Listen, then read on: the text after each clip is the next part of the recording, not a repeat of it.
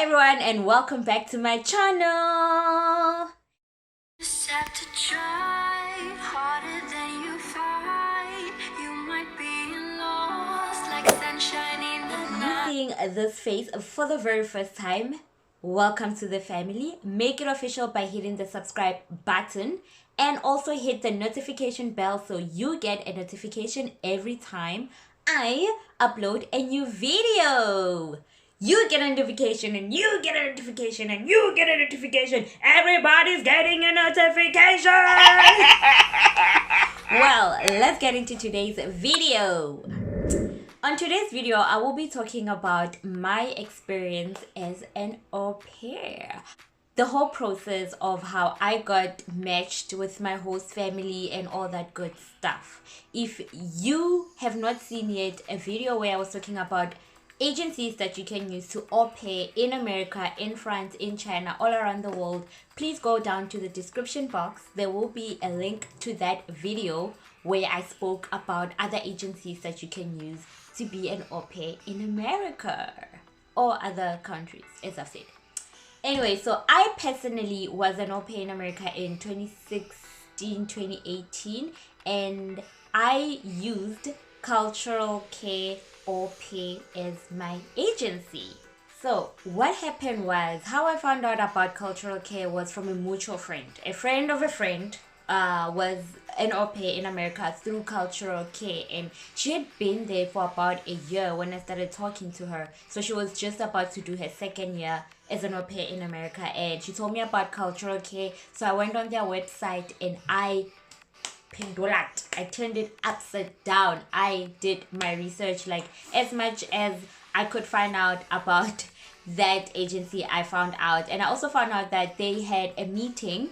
This was back in 2016, so I don't know if they're still doing the same thing now in 2020, where you have to go to a meeting first. But also, I don't know if you have to go to that meeting first. I went. It was a Saturday. So I live in Pretoria. The meeting was in Four Ways in Johannesburg.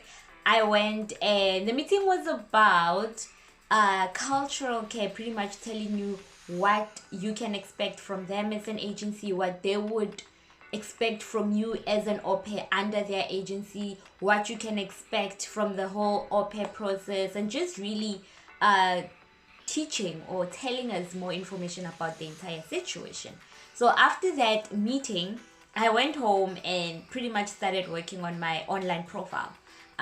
So things that were on my online profile was things like personal information, your hobbies, if you have like you've worked before, like it's like your CV pretty much. So I did my profile, and the advice that I would give you in terms of how to do your profile is write as much as you can. Let your personality shine through your profile, because that's how employers, or rather host families in this situation, that's what attracts them. That's how they decide if they even want to interview you or not, because they see your personality and then they're like, oh, okay, she looks like a good fit, or he looks like a good fit, and then only then they'll give you that email to be like, hey, let's Skype or whatever. Anyway, so after I did my profile, there's a section where you have to put pictures. It was about 20 pictures.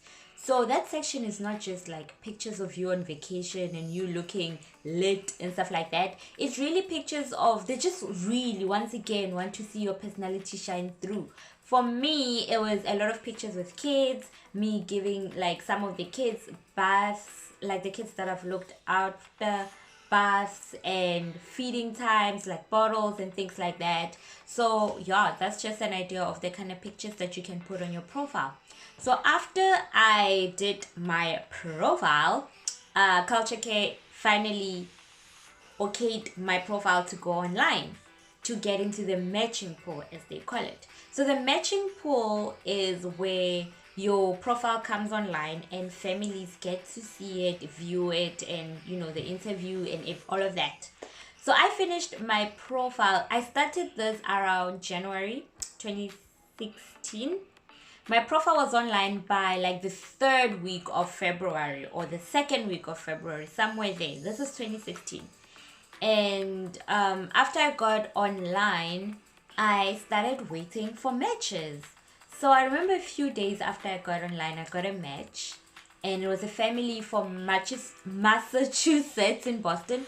And I remember feeling very intimidated by them. I don't know why. They looked like a very wealthy family. They had like boats, and they just looked like they were moneyed.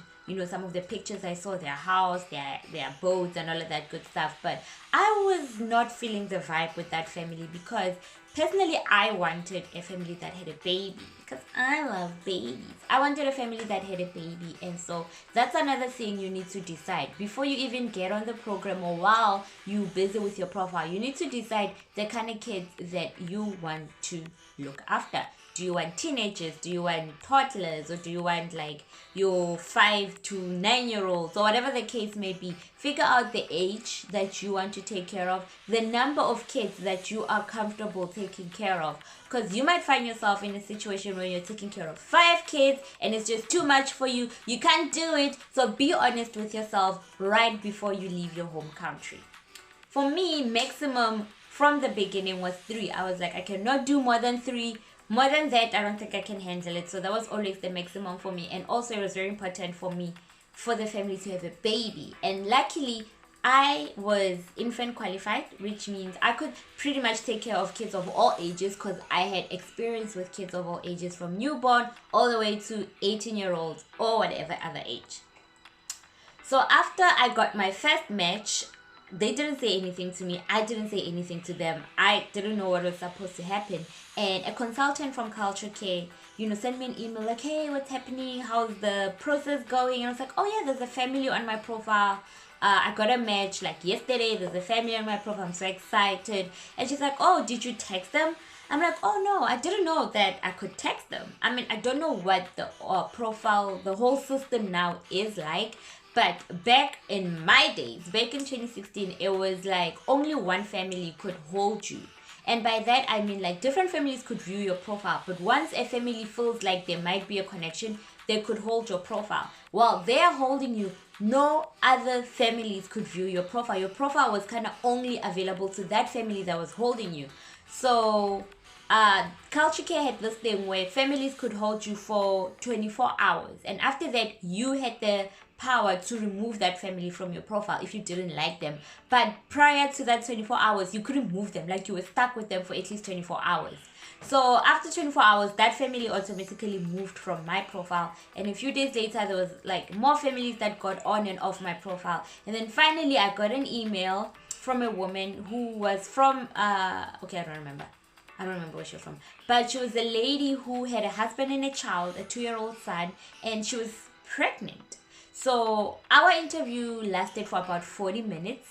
And she, was asking me questions. And she's like, do you have questions for me? And I tried to think of questions, but I did ask some questions. But again, Culture Care will tell you, ask questions, ask as much as you can. But if you've never done this before, you're not really sure what to ask. So if you are thinking of becoming an au pair, or you are in the process and you're not sure what to ask, I do have a video on my channel about questions that you can ask for your au pair interview. I will also leave a link to that video in the description box down below. So be sure to check the description box.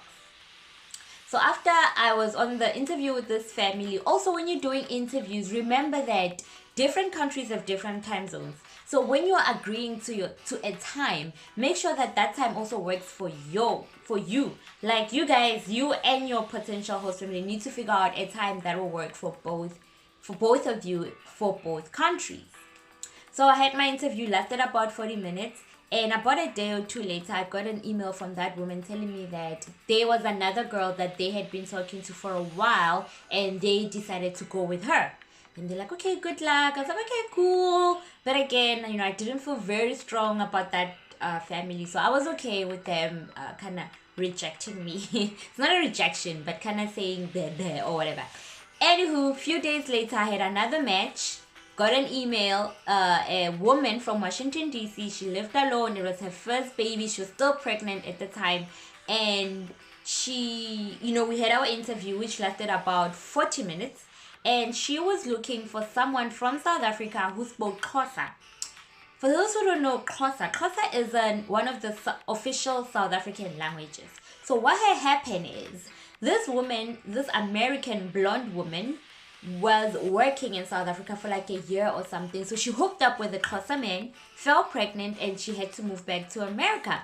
So she was looking for Xhosa au pair because she wanted someone who could like teach the baby Xhosa, as the baby was going to be half Xhosa.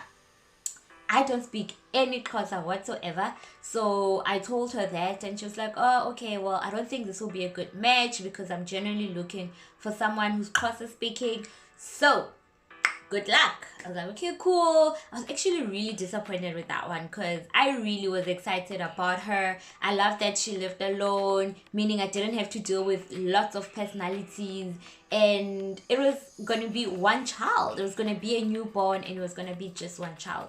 So I was really excited about that. When it didn't work out, I was really bummed.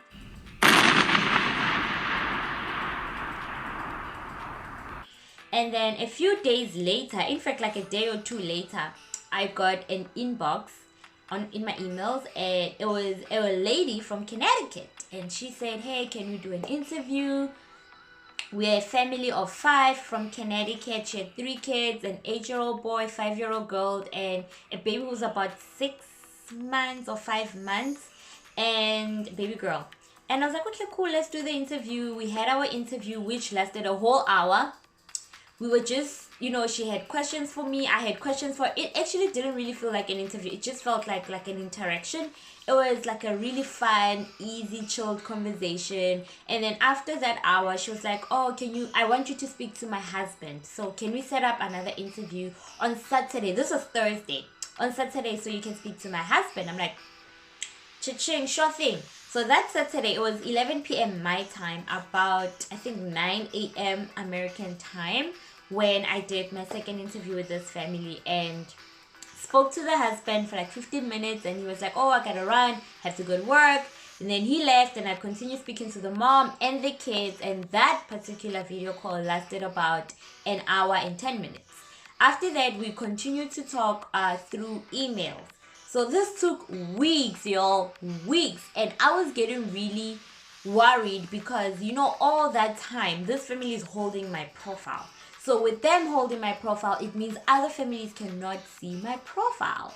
But I do know that the whole situation has changed now with culture, okay? More than one family can hold your profile. I think 10 families at a time or something like that. And Aupair can also search for families, as well as families search for au pairs. So things have definitely changed for the better, finally. But anyway, for me at that point, I was like held by this family. My profile was held by them, and I was getting really worried because it was taking weeks and weeks and weeks. After a few weeks, she's like, oh, I'm sorry that this is taking so long, just that we have to decide between you and another girl. I was like, oh my gosh, another girl. Here we go again. And I don't know, a week later, she sends me an email and says, hey, can you be our au pair? I was like, yes! Yes! Yes! Yes! Okay, I did it. And the process now took another step. By that, I mean only then I had to pay for the agency, the culture care agency. So before I found a family, I did not need to pay anything. Once I found a match, I had to pay the agency fee, which was 7,000 rands. I don't know if it's still the same price now in 2020, but in 2016, that was the process and that was the price. After I paid the agency fees, I also set up an appointment for my visa. I did the visa, the embassy is in Sandton. So I went over to Sandton to do my visa appointment. The visa process was really quick. It took about 15 minutes plus minus in that building. Like I got in, they took fingerprints, they asked me a few questions. Some of the questions they asked were, how many kids are you taking care of? Where is your host family based? What do your host parents do? How old are the kids? Why do you want to be an au pair in America? So those are some of the questions that they asked me at the embassy. And then after that, they were like, okay, your visa has been approved. You will get it within 5 to 7 working days. It's like, cool. So after that, I had to continue preparing to leave. Like I got my host family gifts, what I got them, I remember I got them the Zulu traditional beaded necklaces from South Africa, neck pieces from South Africa. And I also got the male, the son and the dad, the Zulu flops. And I think that might be it. I don't remember what else I did get them. I remember I got one of the girls, a bracelet. What's the thing for the head with the beads? You know, if you're from South Africa, you know what I mean. And then I also got them these name bracelets that had saying K2 loves the kid's name was there, something like that. Anyway, those were some of the gifts I got the family. And you know, of course, at that point I had my driver's license, I had my passport, and all the other things that I needed. And once again, if you want to know what you need to qualify to be an au pair in America, please do check out the video in the description box down below. I will leave a link for you. So once everything worked out, the agency bought a flight ticket for me. It was a flight ticket. The flight was from OR Tambo in Johannesburg to Dubai. I was flying Emirates, and then from Dubai to JFK. And then once we got to JFK, the agency came to pick us up, and then we went to the orientation, which was in Long Island in New York. I know now it's not in Long Island anymore, but I do know it's still in New York. We spent about a week at orientation where they were just kind of getting us equipped and ready with moving to America, just kind of teaching us about, you know, how to integrate into American society and like how to deal with American kids, and giving us ideas on certain things and whatnot. So after the orientation, finally went to my host family.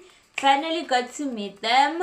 It was great. It was lots of well, I kind of cried because I was so excited to meet the kids. They were really excited. They couldn't wait to show me the house and all that amazing things. And finally, after that weekend, that Monday that I got to my host family, I don't remember if it was a Friday or a Saturday. That Monday I started working. So for that first week in orientation, you're getting fed by the orientation and all of that, so you don't really need money except for the tours. Like, I don't know if orientation still works the same way now as it did then, but we had a trip to like New York, like the city, and you had to pay like $50. And otherwise, other than that, you don't really need money for the orientation stay. And then after the orientation, you'll have a week with your host family where you are working, but you won't get paid until the end of that week. So as an au pair, you get paid every week. Once again, if you want more information, please do scroll through my channel. There are so many other videos about so many other stuff that you might find relevant and good for you. So please do go through this channel. Do share this channel with your friends and family. And thank you so much for watching. Please continue to watch, subscribe, comment if you didn't. And let's also link up on Instagram. I am K2 Tierra. Thank you for watching. See you in my next video. And it's all love from me to you.